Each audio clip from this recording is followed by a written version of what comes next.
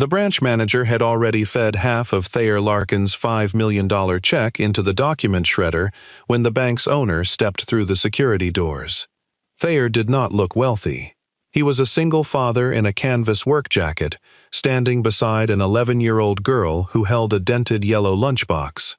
But Blythe Corbett recognized the man, the lunchbox, and the red metal handle inside it.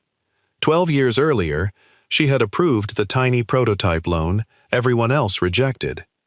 Now that invention had produced a legitimate patent settlement, and the torn check would expose a failure inside her bank that no amount of money could quietly erase. Before we continue, tell us in the comments, where are you watching from? Thayer Larkin entered Corbett Union Bank at 9:14 on a Thursday morning, with his daughter beside him and a sealed envelope inside a dented yellow lunchbox. The lunchbox had once carried tools. Now it protected the original red emergency release handle Thayer and his late wife had built 12 years earlier. The handle was simple: powder-coated aluminum, a guarded spring, and a mechanism that allowed a jammed school bus window to open after a collision without electrical power. Thayer had been a mechanical engineer then. At 38, he ran a small fabrication and repair workshop near the river. He raised his 11-year-old daughter, Wren, alone, and avoided photographs because every article about the safety handle reduced his wife to a tragedy in one paragraph. For years, the invention earned almost nothing. A national vehicle supplier licensed the design, changed one internal part, and stopped paying royalties while lawyers argued over whether the revised mechanism still used the protected geometry. Thayer refused early settlements that required him to surrender the right to audit safety failures. The final agreement arrived after 6 years.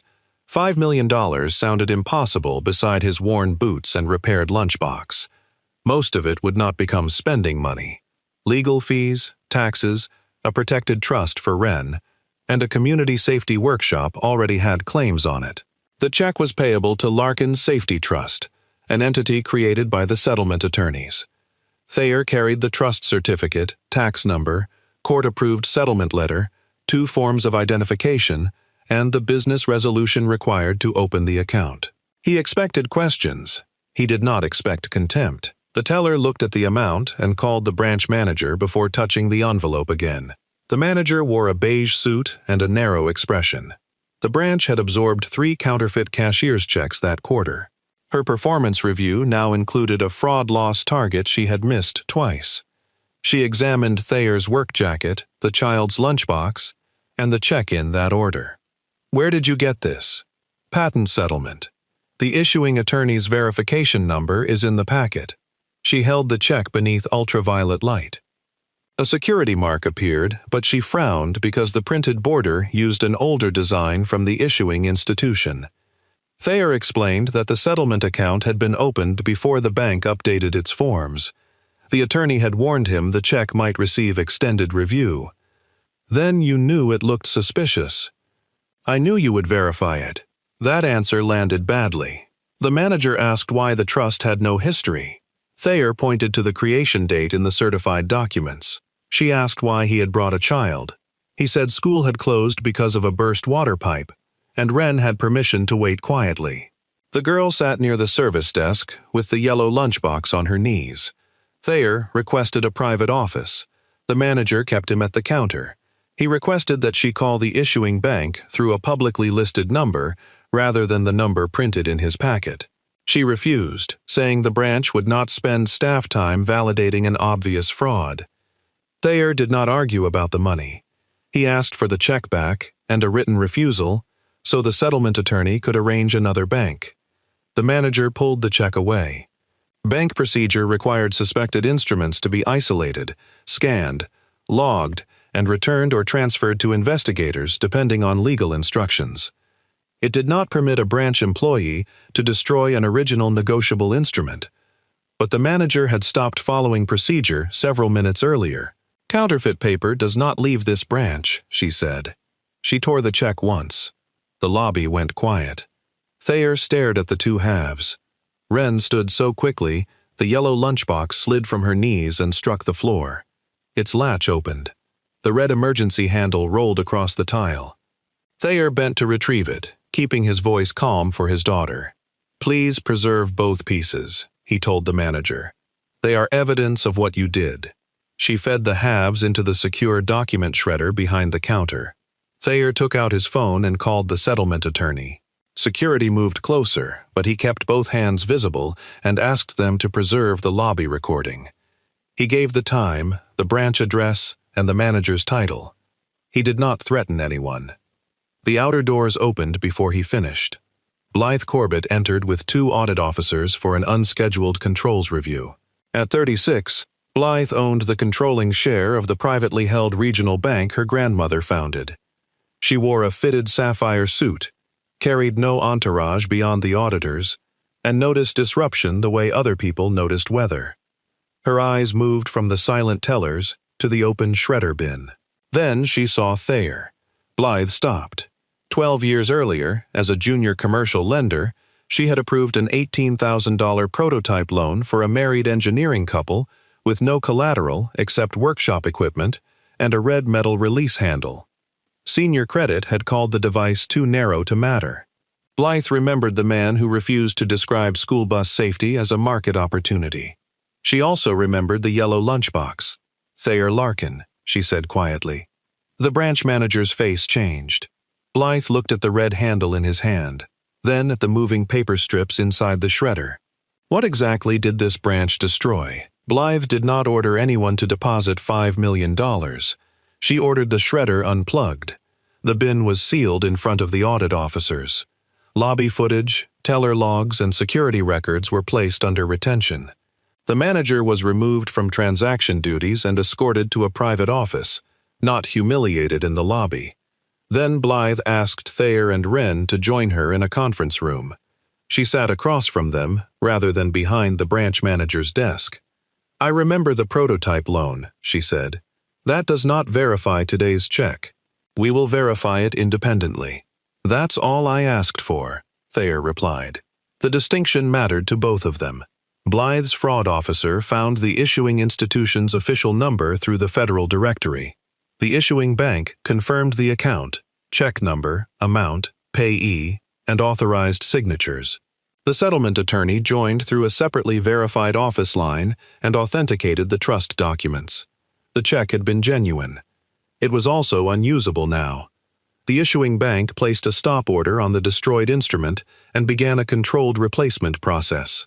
Because the amount exceeded normal limits, Thayer would still face a hold and source of funds review. Recognition did not remove compliance. Thayer welcomed that. His problem was time. The following afternoon, he was scheduled to close on the abandoned vocational building beside his workshop. He planned to turn it into a nonprofit safety lab where small inventors, mechanics, and school technicians could test emergency hardware. Missing the escrow deadline would release the property to another buyer. Blythe could not lend him millions because she felt guilty. She could not credit an account against shredded paper. She called the settlement attorney and asked for a lawful alternative. By 4 o'clock, the supplier agreed to send the verified escrow amount directly by wire to the closing agent.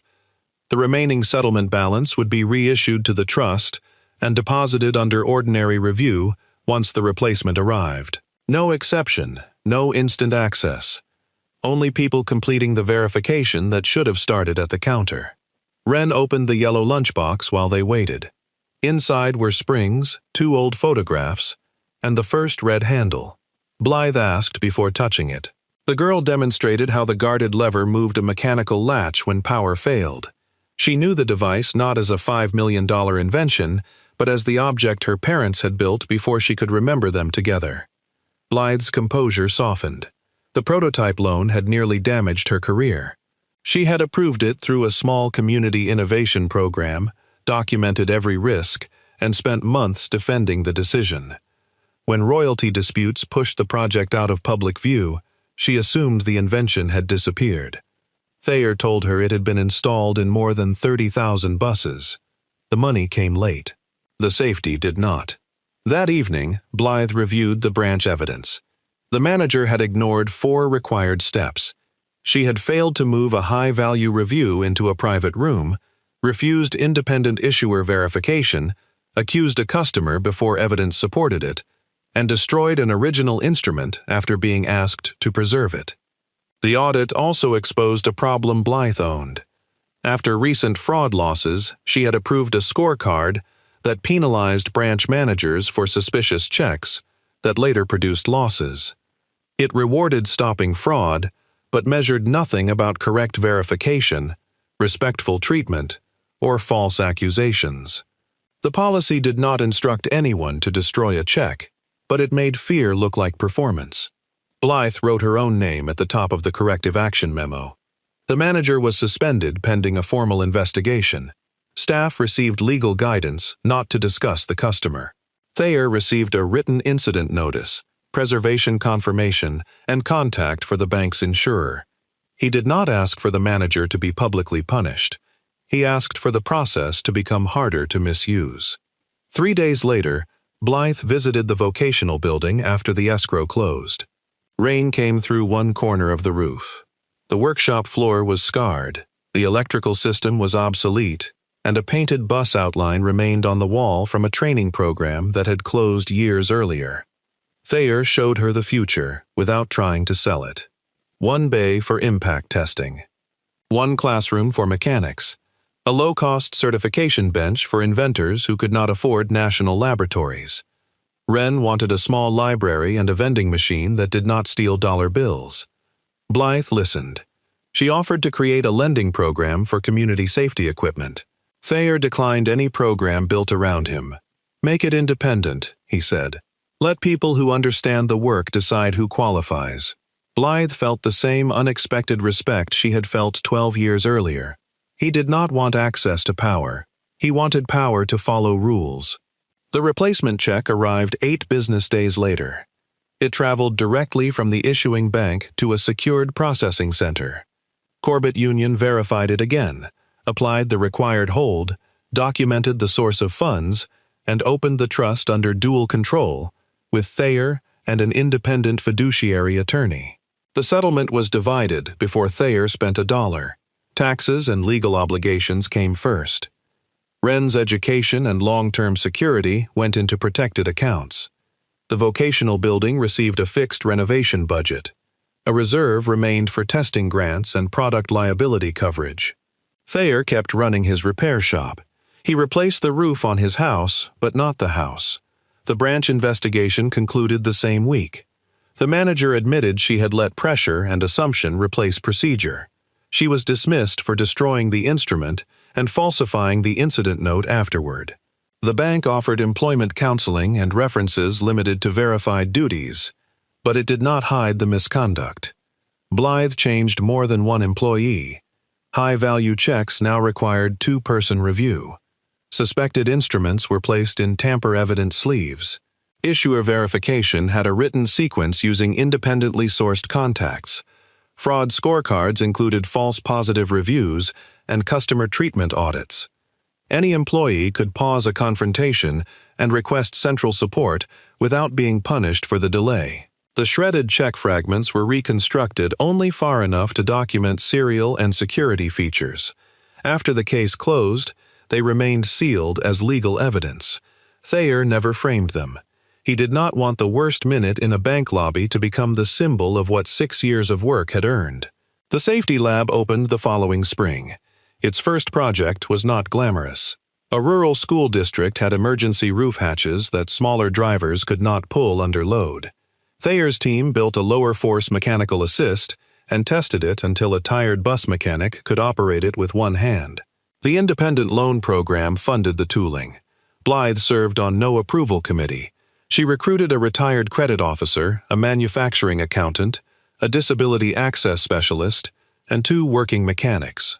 Corbett Union supplied capital under published terms and accepted ordinary oversight. Thayer noticed that she had followed his condition even when no one was watching. Their relationship remained professional while the bank held his trust. Blythe visited quarterly meetings, but never reviewed his personal accounts.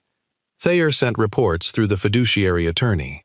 When they shared coffee at the workshop, Wren sat between them and explained why every serious meeting needed cinnamon rolls. Months passed.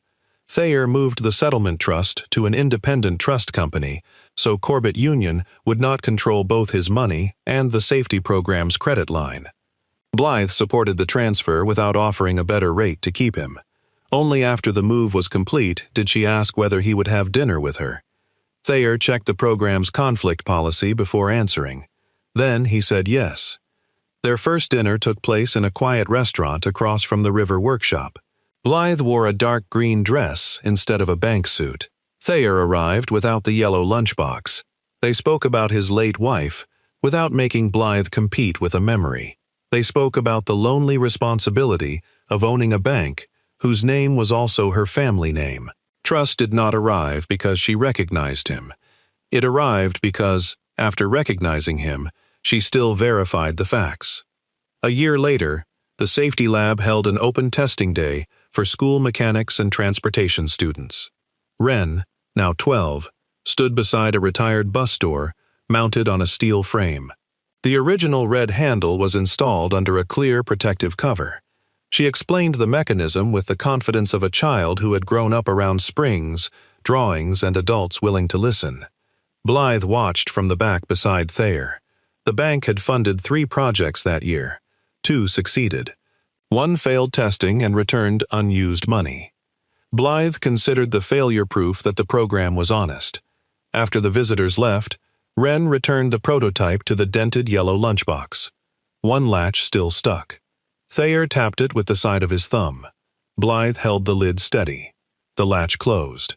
$5 million, Blythe said, looking at the battered box. 18,000 first, Thayer reminded her. She smiled. I remember. He did too.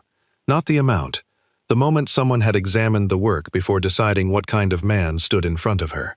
Outside, evening light crossed the old vocational building. Wren carried the lunchbox between them, swinging it carefully by the repaired handle. Thayer reached for Blythe's hand. There was no crowd, no shredded paper, and no balance displayed on a screen. Only a working safety device, a child who understood its history, and 2 adults who had learned that recognition was not the same as judgment.